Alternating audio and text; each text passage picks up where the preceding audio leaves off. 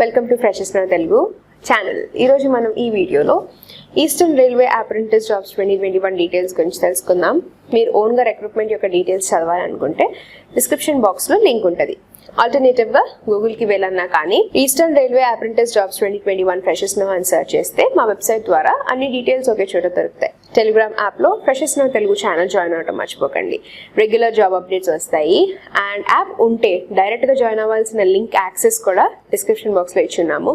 So click చేస్తే డైరెక్ట్గా మీరు ఛానల్కి జాయిన్ అయిపోతారు. ఈస్టర్న్ రైల్వే రిక్రూట్మెంట్ సెల్ నుంచి మనకి అప్రెంటిస్షిప్ ట్రైనింగ్ పీరియడ్ అనేది రిలీజ్ చేశారు. సో ఈ పర్టికులర్ ట్రైనింగ్ ట్రేడ్స్ ఏదైతే ఉన్నాయో అఫీషియల్ నోటిఫికేషన్ ద్వారా తెలుసుకుందాం. First important dates. Date of publication of the notification 1st of October ఉంది. అండ్ ఆన్లైన్ అప్లికేషన్ ఫిల్ చేయాల్సిన డేట్స్ 4th October నుంచి బిగిన్ అవుతుంది. Last date are closing date మీకు 3rd November వరకు ఇచ్చారు టైం.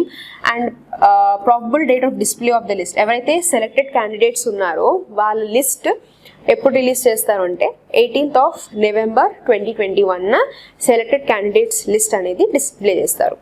అండ్ ఆన్లైన్ అప్లికేషన్స్ అనేది eligible candidates ఎవరైతే ఉన్నారో ఇండియన్ నేషనల్స్ వాళ్ళకి ఈ పర్టిక్యులర్ అప్రెంటిస్ అనేది అప్లికబుల్ అవుతుంది. అండ్ అప్రెంటిస్షిప్ రూల్స్కి ప్రకారంగా రూల్స్ అండ్ రెగ్యులేషన్స్ అనేది వర్క్ షాప్స్లో టైం టు టైం ఇంప్లిమెంట్ అవుతుంది.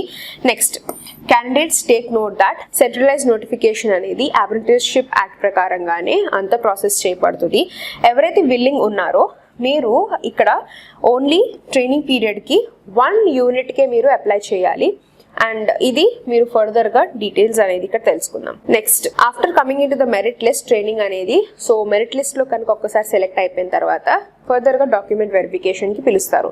డాక్యుమెంట్ వెరిఫికేషన్కి పిలిచినప్పుడు కంపల్సరీ వ్యాలిడ్ ఒరిజినల్ డాక్యుమెంట్స్ అనేది తీసుకుని వెళ్ళాలి. So details of the trade names వచ్చేసి ఇక్కడ fitter, welder, mechanic for diesel, mechanic for MV, carpenter, painter, linemen, wiremen, electrician, AC mechanic, machine tool.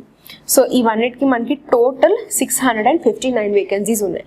ఈ 659 vacancies మనకి మళ్ళీ కేటగిరీ వైజ్ డివిజన్ చేశారు. UR, SC, ST, OBC and EWS. PWD and ఈఎస్ఎంకి సపరేట్గా ఇచ్చేసారు. So total 26 ఉన్నాయి PWD వాళ్ళకి, ESM వాళ్ళకి 20. నెక్స్ట్ ట్రేడ్స్ కనుక చూస్తే ఫిట్టర్, ఎలక్ట్రిషియన్, వైర్మెన్. సో ఇది నెక్స్ట్ డివిజన్ వైజ్ ట్రేడ్స్ ఉన్నాయి. సో ఏ డివిజన్ అయితే మీరు బిలాంగ్ అవుతున్నారో ఆ డివిజన్కి మీరు అప్లై చేసుకోవచ్చు. దీంట్లో 1123 వేకెన్సీస్ ఉన్నాయి. మళ్ళీ కేటగిరీ వైజ్ డివిజన్ చేశారు. నెక్స్ట్ డివిజన్, సో దీంట్లో మళ్ళీ ట్రేడ్స్, ఫిట్టర్, టర్నర్, వెల్డర్ అన్నీ ఉన్నవి. And total number of vacancies for this apprentice is 412. Next, Malda డివిజన్లో టోటల్ 100 వేకెన్సీస్ ఉన్నాయి. పీడబ్ల్యూడీ, ఈఎస్ఎం వాళ్ళకి మాత్రం సపరేట్. నెక్స్ట్, కాంచరాపుర వర్క్ షాప్ కి అయితే టోటల్ 190 వేకెన్సీస్ ఉన్నాయి. మళ్ళీ పీడబ్ల్యూడీ అండ్ ఈఎస్ఎం వాళ్ళకి సపరేట్. లిలుహా వర్క్ షాప్ కి అయితే టోటల్ 204 వేకెన్సీస్ ఉన్నాయి. అన్నిటికీ కేటగిరీ వైజ్ డివిజన్ చేశారు. UR, SC, ST, OBC, PWD, ESM. Next division is Jamalpur workshop కి 678 వేకెన్సీస్ ఉన్నాయి. ఇంపార్టెంట్ నోట్, ఈ పీడబ్ల్యూడీ వేకెన్సీస్ అనేది సబ్సిక్వెంట్ గా డిపెండింగ్ అపాన్ ద ట్రేడ్ బట్టే వేకెన్సీ అనేది పీడబ్ల్యూడీ వాళ్ళకి మెన్షన్ చేశారు. అన్ని ట్రేడ్స్లో అన్నిటికీ పీడబ్ల్యూడీ కేటగిరీకి ఇవ్వట్లేదు.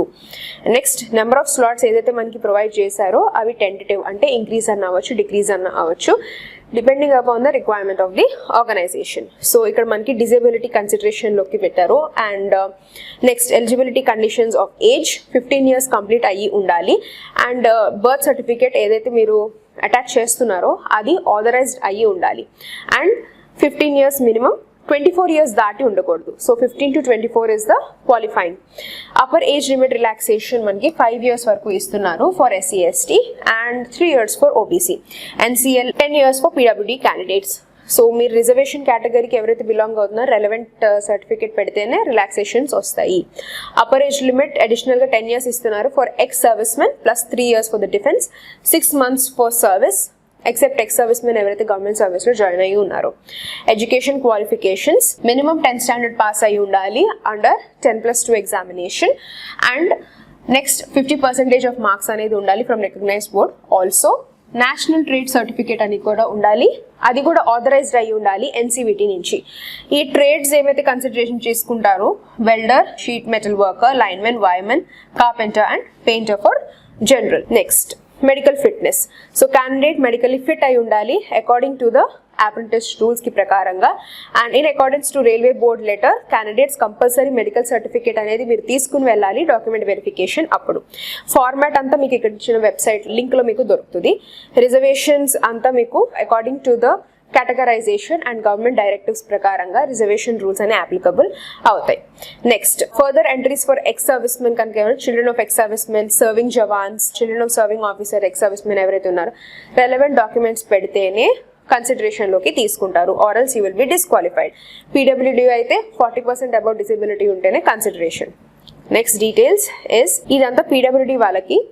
సో ఏ ట్రేడ్ అయితే మీరు అప్లై చేస్తున్నారో ఆ ట్రేడ్కి పీడబ్ల్యూడీ కేటగిరీ వాళ్ళు ఎంతవరకు డిసేబిలిటీ ఉంటే అప్లై చేయొచ్చు అనేది మనకి ఇక్కడ ఇచ్చారు. సో ఫిట్టర్ కనుక అయితే lower limb partially damage from one side can join, టర్నర్కి అయితే లోవర్ లింబ్, మెషినిస్ట్కి అయితే only small finger damaged, and welder అయితే person without leg without 3 fingers. So అట్లాగా మీకు అకామిడేటింగ్ అండ్ ఆల్సో డిసేబిలిటీ ప్రకారంగా ట్రేడ్స్ మెన్షన్ చేశారు. So you can check it. Next important set of the notification, mode of selection. So ఎట్లా candidates ని select చేస్తారు. Selection అనేది pure గా merit basis మీద ఉంటుంది. ఎలిజిబుల్ క్యాండిడేట్స్ ఎవరైతే అప్లై చేసి ఉన్నారో ఆ తర్వాత మీ మార్క్స్ ఏదైతే ఉంటాయో 10th standard, ITI, aggregate marks ఏదైతే ఉంటుందో దాన్ని బట్టి షార్ట్ లిస్టింగ్ అనేది జరుగుతుంది. అండ్ ఇన్ కేస్ సేమ్ కనుక ఉంటే date of birth and age, matriculation examination ఏజ్ని బట్టి ఫర్దర్గా క్యాండిడేట్కి ఫస్ట్ ప్రిఫరెన్స్ ఇవ్వడం అనేది జరుగుతుంది. ఫర్ ట్రేడ్స్ ఎవరైతే 8th standard pass minimum qualification ఉందో మెరిట్ లిస్ట్ అనేది సపరేట్గా ఎలిజిబుల్ క్యాండిడేట్స్కి మెట్రికులేషన్ బేసిస్ మీద చేస్తారు. అండ్ ఆ తర్వాత ఫర్దర్గా క్యాండిడేట్ 80.58 మార్క్స్ కనుక మెట్రికులేషన్లో ఉండి 91% ఇన్ ఫర్దర్గా ఐటీఐలో కనుక ఉండి ఆ తర్వాత సెలెక్షన్ అనేది హాఫ్గా చేసి సెలెక్షన్ చేస్తారు. క్రైటీరియా మీరు ఇది కనుక చెక్ చేసుకోవాలి అనుకుంటే డిస్క్రిప్షన్ బాక్స్లో నోటిఫికేషన్ లింక్ ఉంటుంది, you can check it. And ఆ తర్వాత డాక్యుమెంట్ వెరిఫికేషన్ ఉంటుంది. డాక్యుమెంట్ వెరిఫికేషన్ ఉన్నప్పుడు కంపల్సరీ ఒరిజినల్ డాక్యుమెంట్స్ అనేది తీసుకుని వెళ్ళాలి. Application fee 100 rupees fee pay చేయాలి, అది non refundable. And SC, ST, PWD women candidates fee pay చేయాల్సిన అవసరం లేదు. ఫీజ్ అనేది debit card, credit card or internet banking ద్వారా కూడా ఫీజ్ పే చేయొచ్చు. అండ్ ఇది ఆన్లైన్ అప్లికేషన్ లింక్ ఉంటుంది కదా మీకు అప్లికేషన్ ఫామ్ ఫిల్ చేయడానికి, ఇక్కడ లింక్ ఇచ్చారు కదా, ఇది అప్లికేషన్ ఫామ్ ఫిల్ చేసిన తర్వాత ఫీజ్ పేమెంట్ అనేది జరుగుతుంది. సో అప్లై చేసేటప్పుడు అప్లికేషన్ ఫామ్ డీటెయిల్స్ అన్ని క్లియర్గా ఫిల్ చేయండి. అండ్ ఆల్సో రిలవెంట్ డాక్యుమెంట్స్ అన్ని అటాచ్ చేయండి. బికాస్ ఇన్కంప్లీట్ అప్లికేషన్స్ ఉన్నా మీ డాక్యుమెంట్స్ క్లియర్గా లేకపోయినా కానీ డిస్క్వాలిఫై చేస్తారు. అండ్ ఏమేమి అప్లోడ్ చేయాలి అనేది చెక్ లిస్ట్ ఇక్కడ ఇచ్చారు.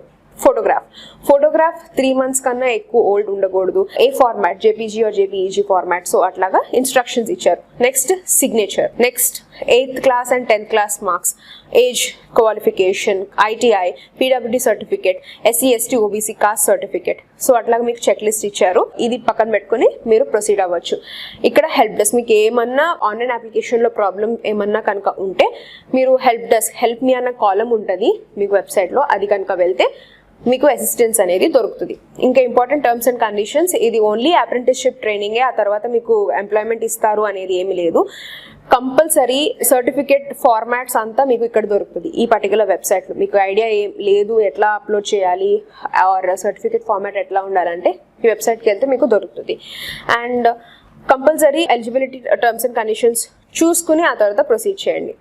బికాస్ ఇక్కడ మీకు ఇంకొక చెక్ లిస్ట్ ఏంటంటే ఇన్వాలిడ్ అప్లికేషన్స్, ఎందుకు మీకు అప్లికేషన్ రిజెక్ట్ చేస్తారు అనేది కూడా ఇచ్చారు. లైక్ మీ సిగ్నేచర్ కరెక్ట్గా లేకపోయినా కానీ, అంటే సిగ్నేచర్ కొంతమంది బ్లాక్ లెటర్స్లో చేస్తారు, క్యాపిటల్ లెటర్స్లో చేస్తారు, అట్లా ఉన్నా కానీ application reject. Left thumb impression or photograph upload చేయకపోయినా కానీ, ఫీజ్ పేమెంట్ చేయకపోయినా కానీ, అండ్ రెలవెంట్గా డాక్యుమెంట్స్ అప్లోడ్ చేయకపోయినా కానీ, స్కాన్ చేసి మంచిగా క్లియర్గా లేకపోయినా కానీ, application form half of details ఇచ్చినా కానీ, అట్లాగే ఏమన్నా ఉంటే రిజెక్ట్ చేసేస్తారు.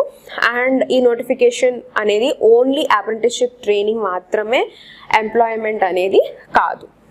సో ఇది end of the apprentice notification from railway recruitment.